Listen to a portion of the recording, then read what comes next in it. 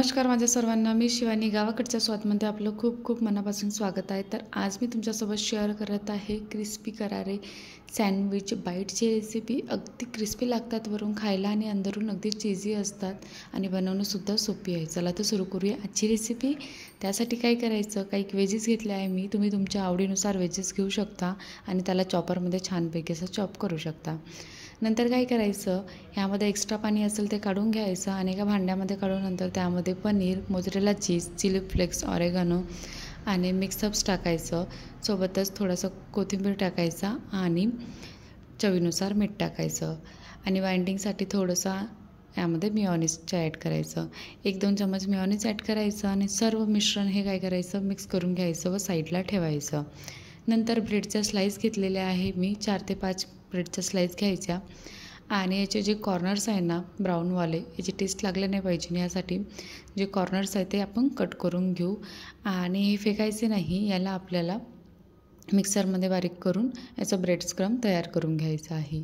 तर जेवढे कॉर्नर्सचे साईड्स आहे ना ते कट करून झाल्यानंतर मिक्सरमध्ये मी अशा प्रकारे ब्रेड स्क्रम तयार करून घेतलेला आहे आणि नंतर हे जे स्लाईस आहे यावर हिरवी चटणी लावायची छानपैकी, किंवा हिरव्या चटणीचा सॉस मिळते तो लावायचा, किंवा हिरवी चटणी लावायची, जे तुमच्याकडे अवेलेबल असेल ते लावायचं. नंतर चीज स्लाईस घेतली आहे छानपैकी, ही चीज स्लाईस त्यावर टाकायची, किंवा खूप साऱ्या प्रमाणामध्ये मोझरेला चीज असेल ना तर तेही टाकू शकता तुम्ही चीज स्लाईस ऐवजी. नंतर जी बनवलेली स्टफिंग आहे ती त्यावर स्प्रेड करायची अशा प्रकारे आणि नंतर त्यावर मोझरेला चीज किंवा चीज क्यूब, जे तुमच्याकडे अवेलेबल चीज असेल ना ते त्यावर टाकायचं छानपैकी असं.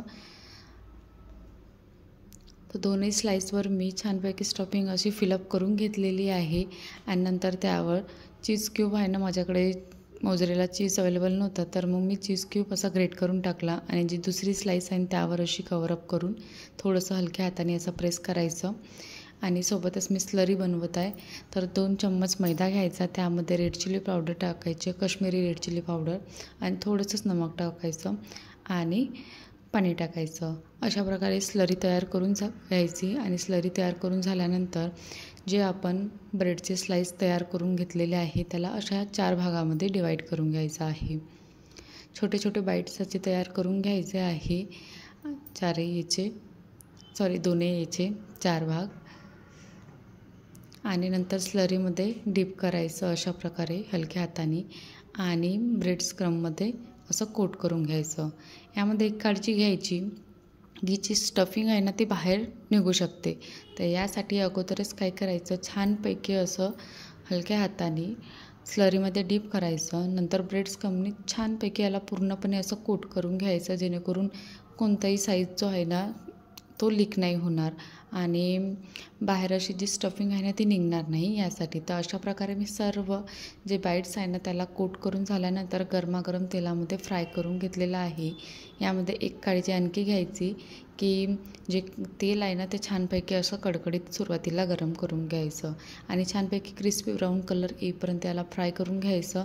तुम्ही बघू शकता अगदी छान झालेले आहे आणि स्टफिंगसुद्धा बाहेर निघलेली नाही आहे. वरून अगदी क्रिस्पी करारे झालेले आहे आणि अंदरून अगदी चीजी आहे.